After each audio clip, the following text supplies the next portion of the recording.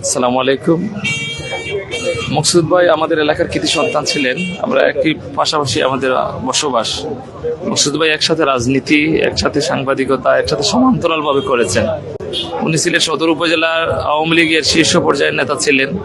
একই সাথে উনি বাংলাদেশ সংবাদ সংস্থা বাসসের দায়িত্বে ছিলেন।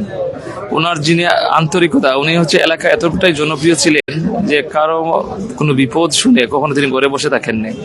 উনি যেভাবে পারেন উনি সহযোগিতা করেছেন। আজকে যে মানুষের সমাগম ঘটেছে ওনার জানাজায়, সেটাই প্রমাণ করে উনি কতটা ভালো মানুষ ছিলেন, উনি কতটুকু মানুষের সাথে সম্পৃক্ততা ছিল, কতটা উনি একেবারে তৃণমূলের রাজনীতি করতেন। আজকে নানা প্রেক্ষাপট চেঞ্জ হয়েছে বাংলাদেশের, কিন্তু সেই সময়েও উনি ছিলেন একেবারে ওপেন। উনি যে দুর্ঘটনায় পতিত হয়ে উনি ইন্তেকাল করেছেন। আমরা আজকে একটি পবিত্র দিনে উনি পৃথিবী ত্যাগ করেছেন। আমরা জানি আল্লাহ রাব্বুল আলামিন বলেছেন যে শুক্রবারে যদি ওনার কারো মৃত্যু হয়, আল্লাহ তাকে খুব ভালোভাবে তার জান্নাতের সুসংবাদ দেন। আমরা আশা করবো আল্লাহ রাব্বুল আলামিন যেন তাকে জান্নাতুল ফেরদৌস দান করেন।